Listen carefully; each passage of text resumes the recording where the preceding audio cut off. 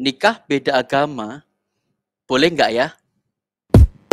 Welcome to my channel. Subscribe, like, comment, and share ya guys. Thank you. Shalom teman-teman semua. Berjumpa lagi bersama saya Joel Adi Prasetyo di channel ini guys. Teman-teman, kita pada kesempatan kali ini kita tidak membahas soal isu-isu keyakinan antar umat beragama dulu ya. Tapi kali ini kita akan bahas sama-sama gitu ya, bagaimana pandangan kekristenan soal nikah beda agama. Beberapa saat yang lalu teman-teman sudah disuguhkan ada berita yang sangat viral sekali soal foto ini. Nah, ya, ada seorang muslimah ya, dia bersama dengan pastor dan pasangannya. Dan ternyata kedua mempelai ini dinikahkan, diteguhkan pernikahannya, diberkati pernikahannya di gereja Katolik. Dan ini sempat membuat geger dunia maya. Kok bisa ya gitu ya? Kok begini ya? Dan ada begitu banyak respon yang terjadi ya. Dan beberapa romo juga menjelaskan tentang hal itu ya. Jadi ada Romo Alfon ya yang juga menjelaskan itu dengan sangat baik begitu ya. Nah, kalau kita lihat penjelasan Romo Alfon misalkan begitu ya. Saya nangkepnya bahwa nikah beda agama di dalam ajaran Katolik atau di gereja Katolik itu bisa dilakukan bila nanti ada namanya itu dispensasi ordinaris gitu ya.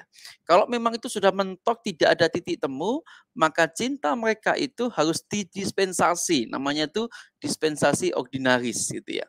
Dan itu pun juga tidak mudah teman-teman.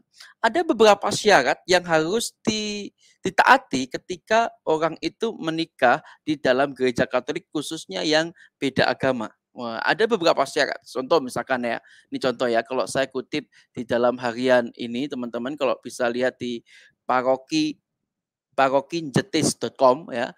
Di situ dikatakan yang pertama adalah pihak Katolik menyatakan bersedia menjauhkan bahaya meninggalkan iman serta memberi janji dengan jujur bahwa ia akan berbuat segala sesuatu dengan sekuat tenaga agar semua anaknya dibaptis dan dididik di dalam gereja Katolik.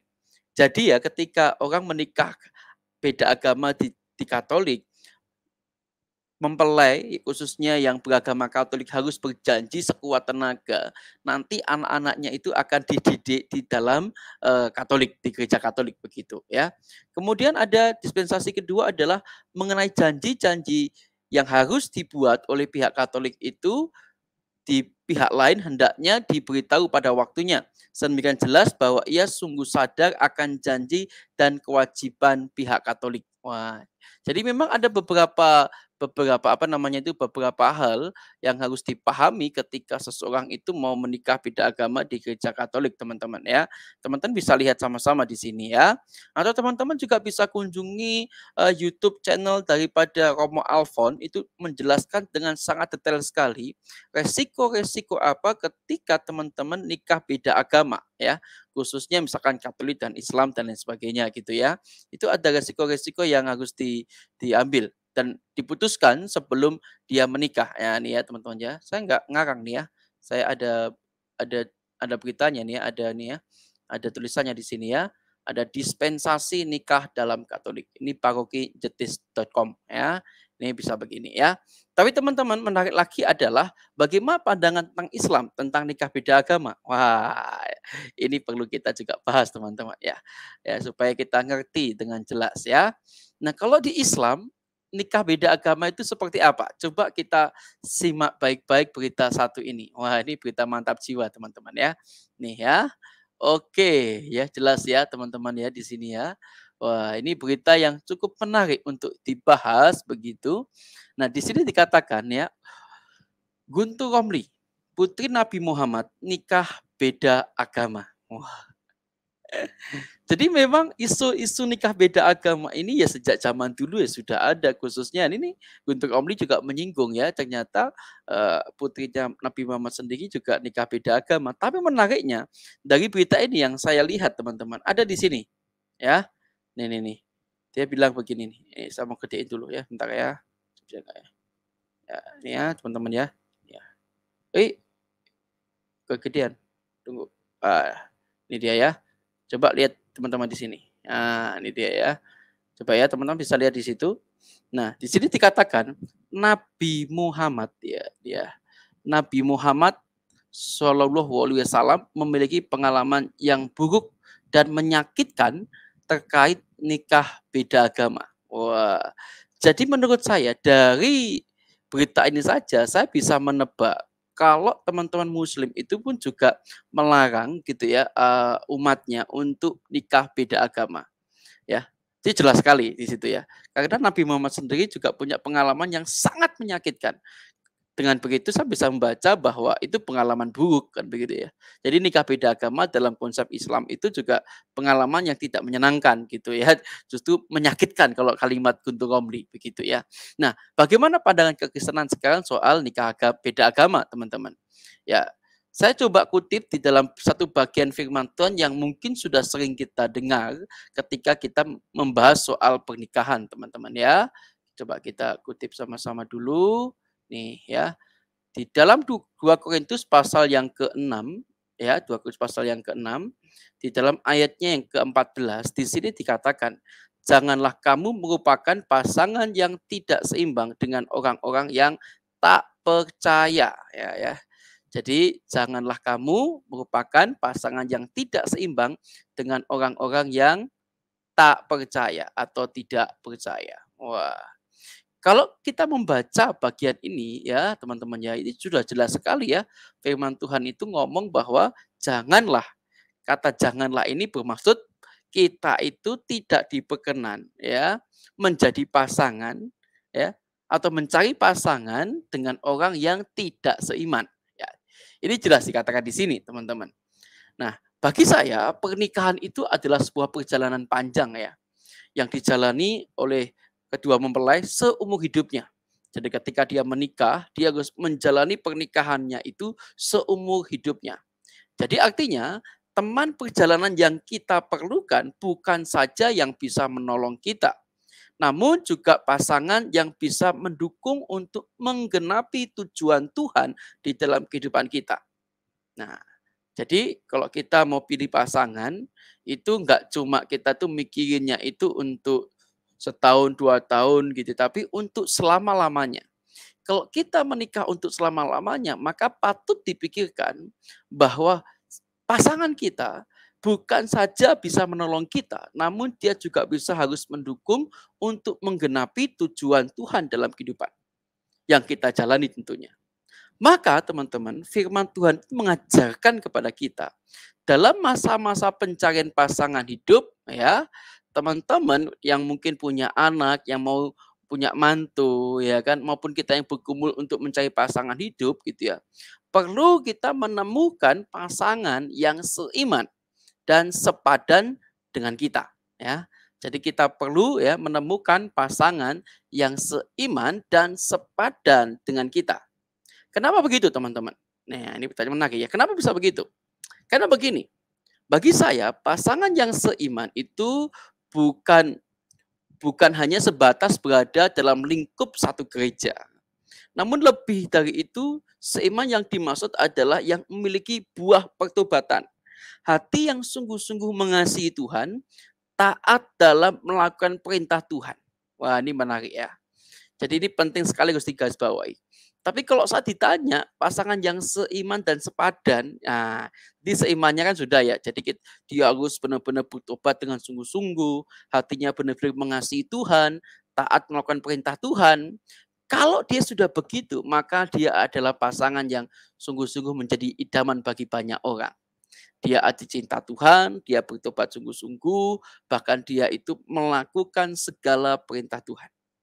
Nah, menarik sekali kalau sepadan yang dalam pemahaman saya itu mungkin juga perlu dipikirkan, kita harus mencari pasangan yang seteologia. Jadi sama-sama pandangan teologi, teman-teman. Sama-sama aliran gereja, itu juga perlu dipikirkan baik-baik. Karena kalau beda aliran gereja itu nanti akan terjadi keributan di sana sini gitu ya. Nah, itu juga perlu dipertimbangkan baik-baik teman-teman. Jadi kalau ketika kita mencari pasangan hidup, enggak hanya seiman ya, tapi juga kita perlu pikirkan pasangan kita itu harus mungkin sama-sama punya pengetahuan teologi yang serupa lah gitu ya, sealiran kalau bisa, bahkan kalau mungkin satu gereja saja supaya enak. Kan begitu. Ini pandangan saya teman-teman ya, bisa dikritik pandangan saya ya. Jadi teman-teman, kalau saya ditanya apa cirinya kalau kita mau cari pasangan yang cocok dengan kita, ya. Bagi saya waktu saya mencari pasangan hidup, kriterianya nggak muluk-muluk, teman-teman. Ada beberapa hal yang harus diambil, diputuskan. Kalau soal wajah itu juga boleh jadi opsi, tapi mungkin opsi-opsi ini akan lebih ke arah ke inner beauty ya. Jadi kalau yang tampak di luar itu mungkin bisa dipermakkan begitu, tapi yang dari dalam itu gimana meremaknya? Kalau saya teman-teman, mencari pasangan yang mungkin sepadan dengan kita itu penting dan ada beberapa hal yang saya harus sampaikan kepada teman-teman. Pertama, ketika kamu mau mencari pasangan, dia harus mencintai firman Tuhan ya. Dia harus cinta sama firman Tuhan. Teman-teman juga bisa memperhatikan bagaimana saat dia mendengarkan firman Tuhan. Nah, ini penting nih. Jadi teman-teman kalau teman-teman itu lagi mencari pasangan ya kan, coba perhatikan bagaimana respon, bagaimana body language ya, gerak-gerik gitu ya, mimik wajah ketika calon pasanganmu itu mendengarkan firman Tuhan. Apakah dia sungguh-sungguh mendengarkan, dia pahami firman Tuhan, atau sebaliknya? Kan biasanya kan kalau anak-anak muda itu kan dengan firman Tuhan itu masa bodoh lah gitu ya. Kemudian dia main HP sendiri, apa sendiri. Nah, itu teman harus perhatiin itu. Ya, supaya jelas ya. Kalau kalau dia mendengarkan firman dengan sungguh-sungguh, ini cocok nih. Cocok jadi pasanganmu ya. Kemudian selanjutnya teman-teman. Kedua, dia itu harus apa? Membenci dosa. Perhatikan apa calon pasanganmu itu, calon suami atau istrimu itu punya prinsip hidup mau taat pada perintah Tuhan dan menjaga kekudusan. Ini penting. Kalau belum apa-apa, sudah minta yang aneh-aneh, tinggalkan dia. Dia tidak layak bagimu. Ya loh. Karena kriteria kita mencari pasangan hidup itu tidak cuma dia itu cantik, tidak cuma dia ganteng, tapi dia harus juga punya benci terhadap dosa. Tapi kalau dia itu berani berbuat dosa, apalagi ngejak kamu untuk melakukan dosa, wah, putuskan saja. Dia tidak layak bagimu. Masih ada orang-orang lain, ya kan, anak-anak Tuhan lain gitu ya, yang benar-benar setia kepada Tuhan dan menjaga kekudusan dalam kehidupannya. Nah, kemudian selanjutnya yaitu adalah bertumbuh dalam iman. Hal ini dapat terlihat dari buah pertobatan yang nyata dalam hidup sehari-hari calon pasanganmu. Apakah calon pasanganmu itu terlibat dalam kelas pemuritan misalkan, kemudian dia berkomitmen untuk bertumbuh secara rohani di gerejamu gitu ya, atau di gereja pasanganmu, atau dia jangankan bertumbuh secara rohani ya, datang gereja aja ogah-ogahan. Wah, kalau sudah begini kalian harus waspada ini. Apakah dia benar-benar pasangan yang baik bagimu? Pasangan yang baik bagimu adalah harus membawa kamu ke arah pertumbuhan di dalam iman, di dalam Kristus Yesus. Mantap jiwa bukan? Nah, teman-teman yang dikasih dan mengasihi Tuhan dan siapapun yang mendengarkan siaran ini. Nah, kemudian kita bicara soal sepadan ya. Tadi dalam prinsip saya sepadan itu sama mungkin secara harafiah itu sama di dalam pandangan teologi gitu ya. Namun teman-teman kalau kita lihat di dalam kitab Kejadian 2:18, Tuhan Allah berfirman, tidak baik kalau manusia itu seorang diri saja. Aku akan menjadikan penolong yang sepadan baginya. Wah, kata sepadan di sini teman-teman aslinya diterjemahkan dalam bahasa Inggris itu corresponding to himself ya. Atau bahasa Inggrisnya belepotan ya. Dapat juga berarti itu saling melengkapi katanya. Melengkapi apa? Banyak. Sepadan bukan berarti sama. Selain dapat diartikan melengkapi, sepadan dapat pula diartikan saling mengimbangi. Jadi kesepadanan di sini dapat mencakup banyak hal, teman-teman. Tidak cuma pengetahuan teologi, kita harus mungkin sama gitu, sepadan, kita ngerti konsep yang sama gitu ya. Namun juga bisa kesepadanan dalam latar belakang keluarga misalkan gitu ya. Pendidikan ya, status sosial dan lain sebagainya ya. Punya pasangan yang tidak sepadan atau tidak seimbang dalam satu atau beberapa hal akan dapat memunculkan berpotensi untuk menghadapi berbagai masalah, teman-teman. Bila saat ini Anda ya sedang dalam masa menanti atau mencari pasangan hidup, atau Bapak Ibu yang mungkin lagi mau menikahkan anaknya atau lagi lihat gerak-gerik anaknya itu punya pacar gitu ya, pastikan calon pasangannya itu hidupnya seiman.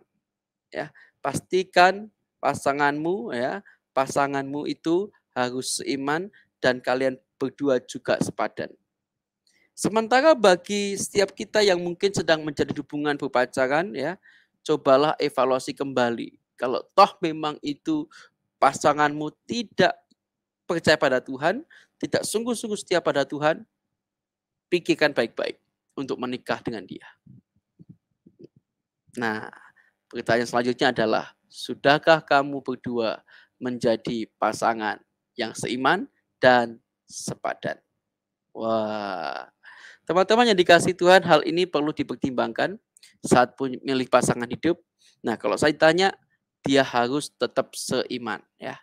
Harus seiman bahkan sepadan. Kalau bisa satu gereja yang punya pandangan teologi yang sama supaya tidak memunculkan masalah di kemudian hari. Oke teman-teman semua ya, jadi paham ya, jadi nikah beda agama itu tidak diperkenan di dalam kekristenan. Ya, di dalam konsep ajaran Kristen tidak diperkenan. Nah, baik-baik ya. Bagi teman-teman ya yang sudah percaya sama Tuhan Yesus, tidak boleh menikah beda keyakinan. Jelas ya. Karena kamu harus cari pasangan yang seiman dan sepadan dengan kamu. Oke teman-teman, terima kasih untuk waktunya pada kesempatan kali ini.